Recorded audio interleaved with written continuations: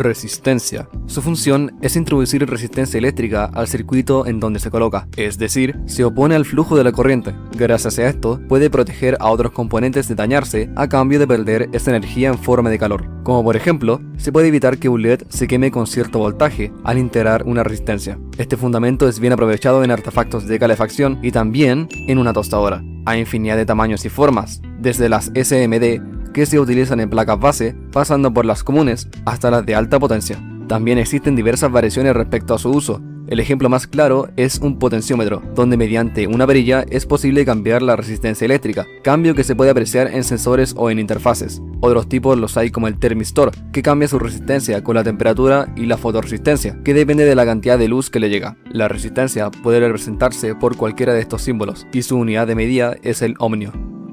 Diodo. Un diodo consiste básicamente en dejar pasar la corriente eléctrica en un solo sentido, bloqueando la circulación en sentido contrario. Bueno, pero ¿qué utilidad tiene esto?, te preguntarás. Hay dos grandes usos para los que se requiere un diodo. El primero es convertir corriente alterna a corriente directa. A este proceso se le llama rectificación. Como deben saber, la corriente alterna oscila entre señales positivas y negativas, mientras que la continua mantiene un estado a la vez, por lo que al ingresar AC al diodo, este último dejará pasar solo los ciclos positivos, y en ciclos negativos no dejará pasar nada. Después, la onda resultante debe limpiarse con otros componentes para su uso en dispositivos electrónicos. Este proceso ocurre todo el tiempo en tu propia casa, tanto en computadores, televisores y cualquier aparato que requiera DC. La segunda función más trascendental de un diodo es generar luz. Claro, estoy hablando del LED, siglas que significan Light Emitting Diode, diodo emisor de luz. Cuando los electrones pasan a través de este componente, parte de la energía se pierde en forma de fotones, partículas de luz, iluminando lo que le rodea. Es mucho más eficiente que los bombillos tradicionales al desprender mucho menos calor. El símbolo de un diodo es este, mientras que el del LED será este. Capacitor o condensador. Este componente se conforma de dos placas metálicas separadas por una fina brecha aislante, por lo que si es conectada a alguna fuente de alimentación, las láminas obtendrán una carga negativa y positiva respectivamente, atrayéndose entre sí, por lo que la energía no se escapará, tal como lo haría una batería, pero a diferencia de esta, se descargan increíblemente rápido. La utilidad que se le da a esta propiedad es estabilizar señales oscilantes. Tal como mencioné en la parte de los diodos, el resultado de la rectificación no es perfectamente lineal, por lo que se deben limpiar los ciclos. Un condensador compensará esa bajada de tensión, otorgando mayor estabilidad. Hay que tener muchísimo cuidado con aquellos de gran capacidad de almacenaje, o será la última vez que tocarás un condensador. La unidad de medida del capacitor son los faradios, y se puede encontrar representado por este símbolo.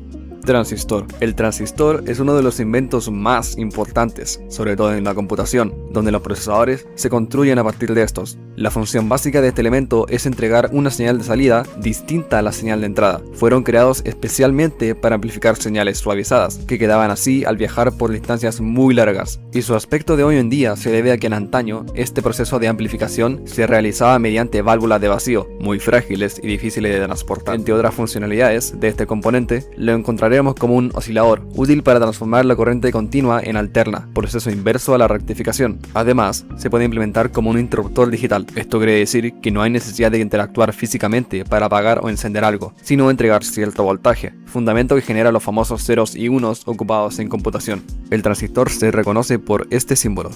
Inductor o bobina. La inducción magnética es un fenómeno físico que ocurre cuando la corriente transcurre a través de algún material conductor, generando un campo magnético. En objetos planos esto es casi inapreciable, pero si enrollamos ese mismo objeto, el campo magnético de la señal se verá sumada, al poseer varios puntos de conducción muy cercanos entre sí, en las vueltas que realiza, induciendo un magnetismo mucho más potente. A este material enrollado se le llama inductor, y es capaz de almacenar la energía en forma de campo magnético. ¿Y para qué sirve esa cosa? Su propiedad más importante es oponerse a cambios repentinos de corriente, utilidad que se aplica a fuentes de poder, puesto que al rectificar la AC no siempre quedará una señal limpia, y la bobina servirá para suavizarla aún más. Entre otras de sus aplicaciones encontraremos la de transferencia. Pongamos de ejemplo a un cargador inalámbrico. Este aparato contiene una bobina en su interior, que es inducida por la corriente que transcurre a través de él. Este será el transmisor. Luego, cualquier dispositivo con el receptor pertinente puede ser cargado al dejarlo encima de él debido al magnetismo producido por la primera bobina, el cual excitará a la segunda bobina para producir una corriente eléctrica, cargando el artefacto en cuestión. El inductor se mide en henrios y se puede reconocer por el siguiente símbolo.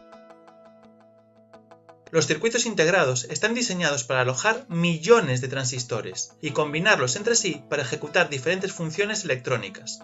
En esencia, es un circuito electrónico en miniatura. Presentan un encapsulado negro y un número de patillas muy variable dependiendo del modelo y sobre todo de la función para la que fue diseñado. Permiten miniaturizar los equipos electrónicos. Todos los elementos tienen que estar conectados a una tensión e intensidad adecuada. Si se sobrepasan los valores dados por el fabricante o no se respeta la polaridad, los componentes pueden quemarse o incluso explotar.